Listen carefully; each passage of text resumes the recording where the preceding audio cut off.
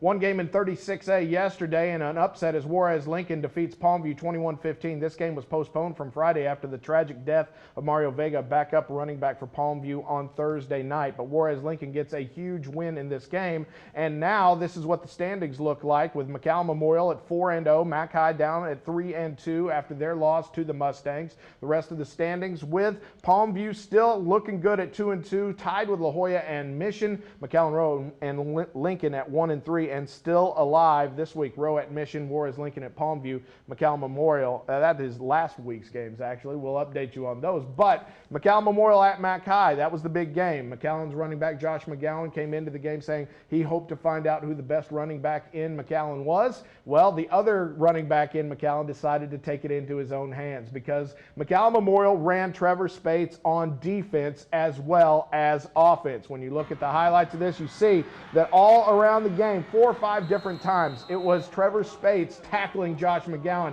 keeping an eye on him, playing free safety, playing about 8 to 12 yards deep, coming in and getting some definite hits on the guys at offense. There's Trevor right there. Afterwards, both Trevor and his coach talked about the decision to run Spates on defense. Well, you know, as you get ready to go into the playoffs and you got to start doing things and you got to match up with people, we want to start getting them ready a little bit. I mean, I haven't played defense since like 8th grade, so I was kind of rusty, missing tackles. But I mean, as the year goes on, the closer we get to the playoffs, I'll be better at that. I'll be ready. Check it out, Trevor Spates getting it done on defense. Your thoughts on that, Joe? It was a pretty cool play. Yeah, well, welcome speed to the secondary and McAllen Memorial. And Coach, you know, you're not going to hide that, Coach. You tried to, but you're not going to hide that when he's back there. And I understand why. We'll talk about that in depth later. Yeah, Trevor getting it done on offense as well, with 326 yards, 4 touchdowns. He still gets it done no matter which way he plays.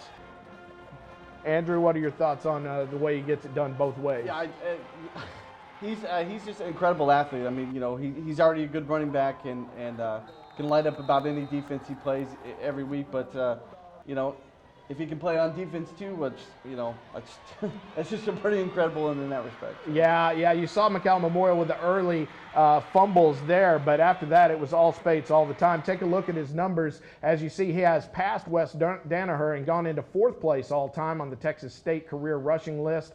8,931 yards in his career. Catching Traylon Shedd, that's probably not going to happen, but he has a chance of getting that single season record in the Valley set by Meshach Rivas. 2,258 yards. He needs to get to 3,303. Meanwhile, Mission and Juarez Lincoln this week all of a sudden is a bigger game because of Juarez Lincoln's win and Mission's win this past week over Rowe. So now this could be for a playoff spot. Andrew, your thoughts, and who will win this game? Mission has played really well this year. They've kind of gone back and forth, but they've really played a lot better as of late, and I think they take this game. It'll be defense versus offense on this one, Joe. And I think Juarez Lincoln's going to ride the wave of that win over Palmview. That's a bigger win than people think, and I think they're going to ride that wave and get another win. Yeah, it could come down to Juarez Lincoln versus La Jolla for the city championship, but I've got Mission winning this one, and Mission having the edge going into the playoffs for 36A. We are coming right back on Sunday Sports Extra. Time for the Coach's Corner as Coach Bruce Bush joins us as we will talk about, playing in the rain and playing your first win as a varsity football team. It's all next. Plus, we'll also talk about what happens when a coach loses his corner. It's all next.